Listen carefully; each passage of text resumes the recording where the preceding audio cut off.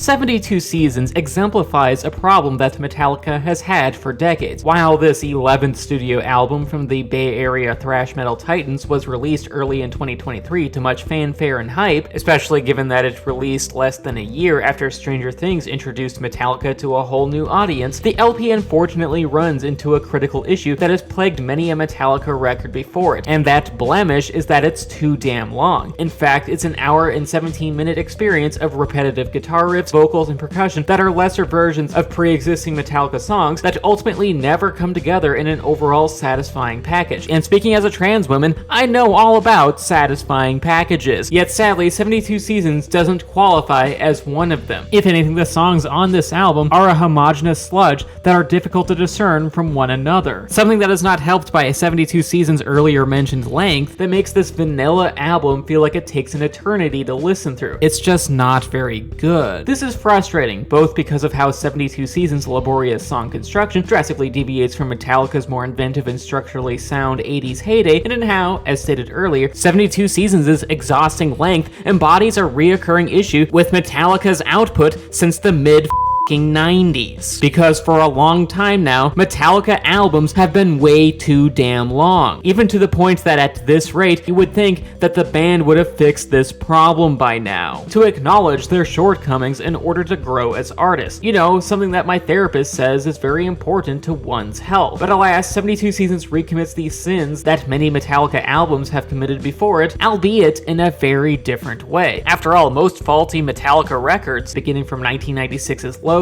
and ending with the most recent 72 Seasons, all have album-specific unique characteristics and have varying degrees of quality, even though at the end of the day, they all have the recurring issue of being way too damn long. For many Metallica albums, despite having unique traits, having an overly inflated length and being repetitive are a bit of a theme here. And unfortunately, 72 Seasons reflects that to an awful degree. Sure, a trained ear can tell the difference between a track from 72 Seasons compared to a Metallica song from a different album by just noting the difference in style, construction, and production, but that sadly does not change the fact that 72 Seasons feels like a never-ending slog with a horrible sense of pace, truly embodying a consistent problem that Metallica has had with its output since 1996. 72 Seasons sadly just does not buck the trend. Admittedly, before I discuss 72 Seasons' various shortcomings, I do need to go over Metallica's discography and where the band went awry in order to lay down some necessary groundwork for this video essay's overall thesis. If anything, I need to get y'all up to speed, beginning with Metallica's 80s output, so that you can understand the points I make later on in this episode. And to start, let me just say up front that Metallica's first 4 records are awesome, top-shelf, S-tier sort of affairs. In fact, these albums are impeccably well crafted, also to the point that they deserve to be revered and held in high respect by modern metalheads. Even though, yes, it's very in vogue for metal puritans to dunk on Metallica these days for various right and wrong reasons. There's the band's inconsistent quality in modernity, a sense that the group is overly popular, how vocalist and rhythm guitarist James Hetfield and the rest of the band symbolically cut their long hair in the 90s, how the much-hated Saint Anger didn't feature any solos from lead guitarist Kirk Hammett, how people argue that Metallica weren't the same after bassist Cliff Burton died in a tragic bus crash in 1986, which, quick aside, don't be someone that says Cliff Burton is rolling in his grave after Metallica's eventual change in creative direction or whatever. Please be respectful. Please don't say that. Just follow biological Riley's golden rule. That rule being, don't be a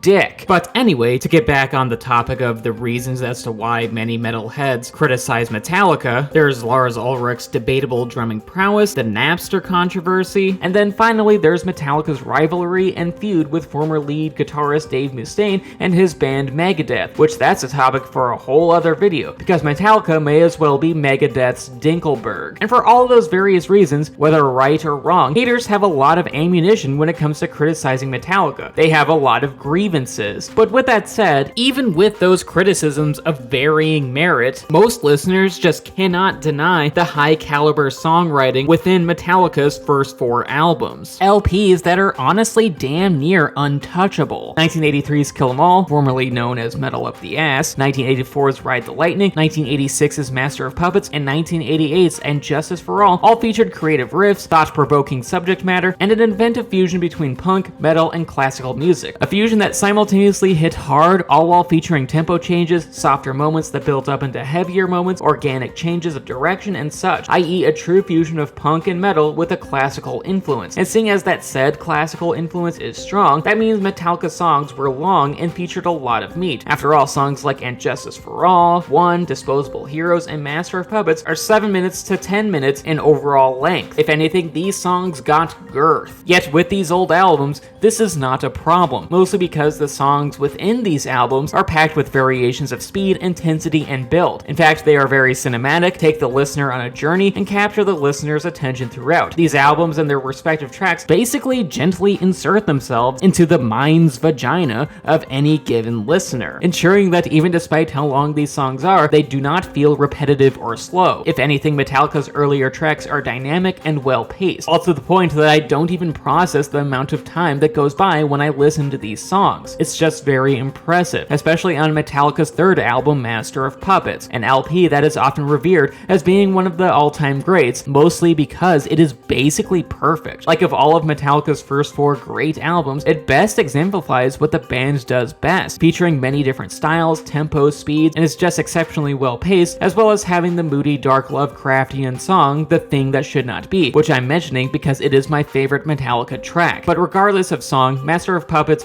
rules, just like the rest of Metallica's first 4 albums, because truly, these are musical experiences that are just exceptionally well made and perfectly paced. There's just an entrancing quality throughout all of them. Additionally, Metallica's earlier albums, especially when compared to the band's more recent output, were fairly tight, ranging from 47 minutes to an hour and 5 minutes in length, and while those are still some meaty run times, the quality of the songs within these albums were so on point that the early albums never became boring and they never repeated themselves. There was just exceptional pacing within these LPs, which was something that, along with the high quality songwriting, helps place Metallica in the upper echelon of great 80s metal bands. However, Metallica changed in the 90s, starting with their 1991 self-titled LP that is popularly referred to as the Black Album, an album that is called that because the cover is black, because we are not very creative as a headbanging society. But anyway, the point. The Black Album was different from the Metallica albums of yore. The LP saw the band step away from their thrash metal roots and instead create something that was more radio-friendly and accessible to mainstream listeners. Sure, the Black Album had great riffs and guitar solos, but the LP definitely put less emphasis on Metallica's trademarked fast-paced thrash metal style, and instead placed a focus on more melodic vocal hooks and comparatively slower guitar riffs that had the effect of reeling in listeners who otherwise would not have given Metallica a chance. If anything, Metallica spurned their established sound in favor of a style that had wider appeal, a fact that many hardcore Metallica fans really did not want to accept, even to the point where some fans viewed this change in style as a betrayal in the time in Metallica's career where the band started their downhill trend, that this pivot towards something more mainstream and melodic was where Metallica went wrong. But I honestly disagree, mostly because bands change their styles all the time, and being inherently more friendly towards more radio-friendly rock influences doesn't have to equate to being bad. If anything, many bands have successfully altered their pre-established sounds over the years, and as stated before, being more accessible was not the eventual problem that caused Metallica's creative decline. Instead, the problems with Metallica's albums from Load onward were more due to a combination of issues ranging from repetitive song structure, songs being too long, and or albums being too lengthy in and of themselves. And that's honestly not a problem that the Black Album has. If anything, the LP has a lot of great tracks like the beloved Enter Sandman, the groovy Sad But True, and the headbangable Wherever I May Roam. And then there's tracks like the Western-themed The Unforgiven and the ballad Nothing Else Matters that still have elements of Metallica's classical-inspired upbringing. There's just some really good songs on here. Additionally, the Black Album is the first Metallica LP where the bass playing of Jason Newsted, who replaced Cliff Burton in Metallica's lineup after Burton passed away, can actually be discerned through the music, which wasn't the case in the previous LP and Justice for All, mostly because the bass track in that album was left inaudible, because on that one, Metallica did Newsted dirty, meaning that when it came to the Black Album, it was a nice change of pace to be able to hear Newsted's bass within the mix. And with that, there's just a lot to like about the Black Album. From individual songs to the overall production, it's a damn fine record. And yes, I know that the Black Album, seeing as it is not on the same level as the first 4 albums that preceded it, because I will always prefer Metallica's thrash metal style over the Black Album's mainstream hard rock aesthetic, technically by default is the beginning of Metallica's creative decline. But that shouldn't change the fact that the Black Album, while lesser than Metallica's earlier albums, is still good. It has plenty of merits. I unfortunately cannot say the same of 1996's Load and 1997's Reload, two albums that are often inseparable from one another due to how close together they released and the fact that they are stylistically similar, as well as the fact that both Loads and Reload's album covers are unfortunate amalgamations of bodily fluid secretion. Because let's be clear here, when you look at these album covers, you're looking at blood, urine, and semen, which on the one hand is gross, but on the other hand very much artistically represents the lack of meaningful value that these albums possess. After all, Load and Reload are not very good. They both venture into rough, hard-nosed southern rock music you might hear at a biker bar, but without a lot of the rustic charm that music might possess. While sure, these two albums do contain some good songs on them, Fuel, Devil's Dance, and King Nothing come to mind, a lot of other tracks like Mama Said or Ain't My Bitch don't hold a candle to Metallica's best work and sound really forced, as if Metallica were really trying to fit their style into a musical receptacle that it just doesn't belong. These albums just don't work, and that's even before we discuss how goddamn long these LPs are. I mean, for sake, Load is an hour and 19 minutes in length, and Reload sits at an hour and 15 minutes, all despite how both of these albums had a lot of fat that could have and should have been trimmed. Because let's be clear, Load and Reload do not have enough worthwhile material to make two good albums. Hell, to be really honest with you, and I love being honest with you, Load and Reload don't have enough worthwhile material to make one good album, or at least not at the gargantuan size that pad out Metallica's overly long musical ventures post the Black Album. And for that, they are repetitive and uninspired slogs where any of the good tracks and more redeemable qualities are consistently diluted, because when it comes to the overall quality of Load and Reload, these albums truly are cum. However, Metallica's quality would dip to new levels when the awful Saint Anger released back in 2003. See, the early 2000s were not a good time for Metallica. In fact, there was a lot of turmoil within the band. James Hetfield entered rehab due to an alcohol addiction, bassist Jason Newsted left the group and was replaced by Suicidal Tendencies bassist Robert Trujillo. And then there's the fact that Lars Ulrich and James Hetfield had egos and butted heads like two angry mountain goats that really just did not respect one another. Hell, there was so much drama that the band employed a therapist and released a documentary revolving around their struggles to even create and release the album that would eventually become Saint Anger. And admittedly, with all of that, the fact that Metallica was able to push anything resembling an album out the door was a miracle in and of itself, because make no mistake, within the band, tensions were high as balls. But with that said, even with that caveat, this doesn't change the fact that Saint Anger is a miserable listening experience. If anything, it is the Metallica album that most deviated from their original thrash metal style, instead pivoting to a hardcore sound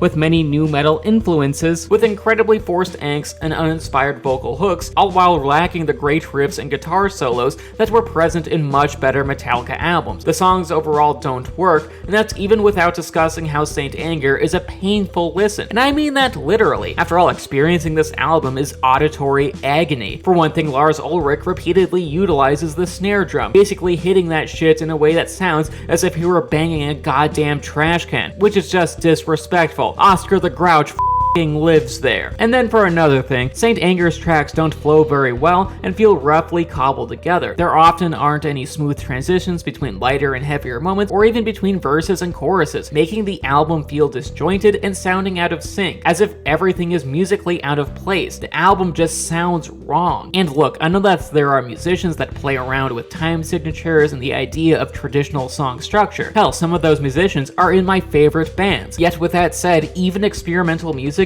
needs to feel sonically cohesive. Otherwise, you will have a mess like Saint Anger, an album that just makes you say, music should not sound like that. And making matters even worse, this literally excruciating album is an hour and 15 minutes long, with some individual tracks lasting up to 8+ minutes in sonic diameter, a length that just constantly tests the listener's patience and maybe even their sanity. Because to be clear, even without the exhausting runtimes of both the songs and the album as a whole, Saint Saint Anger is a poorly pieced together experience and is an assault on the concept of music itself. And given that Saint Anger is an album where you want to quit maybe just a few minutes in, listening to this musical nonsense in its entirety feels like an eternal punishment in hell reserved for the biggest offenders like mass murderers and people who don't use turn signals. It's just so god-awful that it makes the listener wish they were rocking out to load and reload instead. Dear God, Saint Anger is so long, it's so bad, it's easily Metallica's worst album. I'm glad that I don't really have to talk about it anymore now. 2008's Death Magnetic was a big step up. In fact, Metallica's 9th LP was a very much needed improvement over Saint Anger, and while sure, it did not have to be much better than that dumpster fire in order to be labeled as an upgrade, fact of the matter is that Death Magnetic is overall a decent album. Hell, I'd argue that, as an overall listening experience, it's the best LP Metallica have released post the Black Album, mostly because it sees Metallica return to their 80s thrash style roots, all while successfully mixing Hetfield's better clean singing vocals that he learned to do in the 90s. For just a few examples, tracks like All Nightmare Long and That Was Just Your Life have plenty of guitar solos, good choruses, variations in speed and tempo that cohesively gel together, especially in the ballad The Day That Never Comes, good themes about death and mental health, and infectious grooves. And for that, Death Magnetic is a decent listen that gives you plenty of reasons to listen to many of these 7 to 10 minute songs. It's good. But with that being said,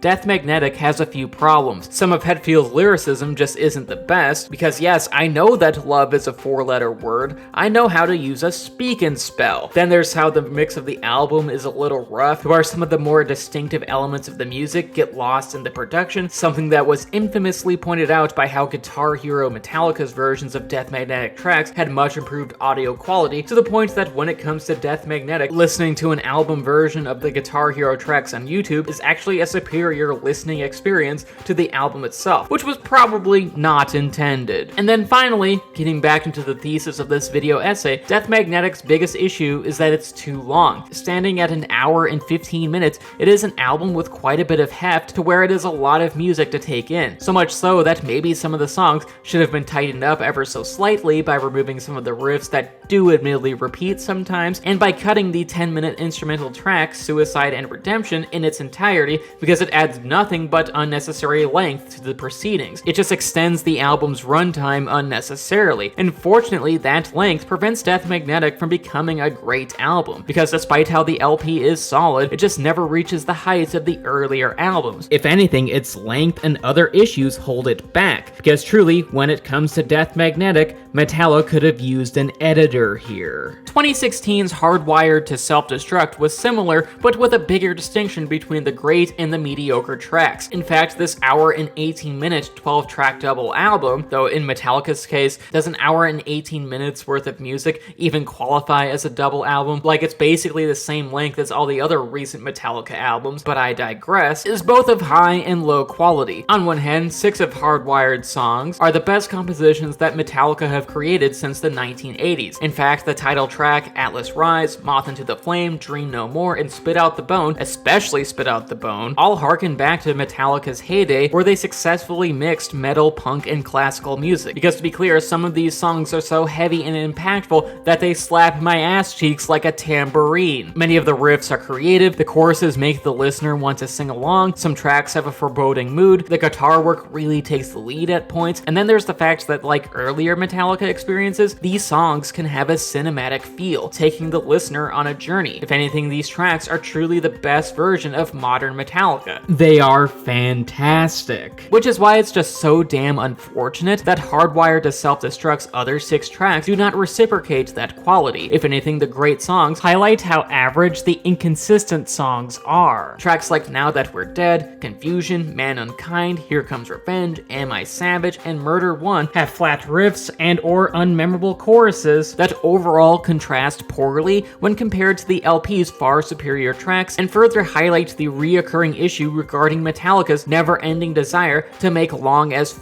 albums, even though that said length dilutes the overall quality of their work, like ketchup on a steak or placing urine on an album cover. Because let's be clear, with Hardwired to Self-Destruct, Metallica could have written a compact record that's all killer and no filler. They could have cut the rudimentary tracks and just released the 6 great cuts as a lean and mean 40-ish minute album, rather than a plodding hour and 18-minute experience featuring exemplary elements that are sadly really weighed down by way too many lesser tracks. If anything, the fat should have been excised here, because when it comes to Hardwired to Self-Destruct, less really would have been more. Now, this leads all the way back to Metallica's recently released album 72 Seasons, an LP that can only really be enjoyed in small doses, which is a problem given that 72 Seasons is an hour and 17 minutes long. While sure, tracks like Lux Eterna, Crown of Barbed Wire, Shadows Follow, and If Darkness Had a Sun have some solid riffs and choruses in them, the 12 tracks on 72 Seasons often bleed into one another and have little to no elements that make the songs easily discernible from each other, a problem that is really exacerbated by a runtime that stretches the album way past its expiration date. Because honestly, 72 Seasons is bloated as if it were a dead body being pumped up with helium, you know, something that is done for the purpose of science. And for that, there's just very little variance in style throughout these songs. Hell, there's just little in the way of variety even within these tracks themselves, some of which are 7 to 10 minutes in length, even though a lot of these songs have no business being that long, which ultimately causes 72 Seasons to feel like a drag, because for Christ's sake, even individual songs like Screaming Suicide and Inamorata can feel like a drag, because whether we are talking about the album as a whole or even individual songs, 72 Seasons is way too damn repetitive. And that's overall disappointing, especially considering that Metallica's prior two albums in Death Magnetic and Hardwired to Self-Destruct, even with their inherent problems, have reasons to listen to them and are overall better paced. Death Magnetic was consistently solid throughout and had many more variations in style, like the epic ballad The Day That Never Comes, as well as moments where James Hetfield's vocals could really shine, like on Cyanide and The Unforgiven 3, and then on Hardwired to Self-Destruct, there were plenty of intricately constructed tracks, many of which felt different from one another. And while sure, both Death Magnetic and Hardwired to Self-Destruct are too long, these albums had enough variations in style and quality to where you can listen through the albums and even desire to give some songs repeat listens, which is something that I just cannot say about 72 Seasons, an album that is basically a worse version of Death Magnetic and Hardwired to Self-Destruct, because truly its lack of good pacing caused the album to feel monotonous in a way that just melds together over its exhaustive long runtime. It's not good. So with that, what's the lesson here? Well, to answer, Metallica should stop releasing such lengthy albums, considering they generally do not have enough material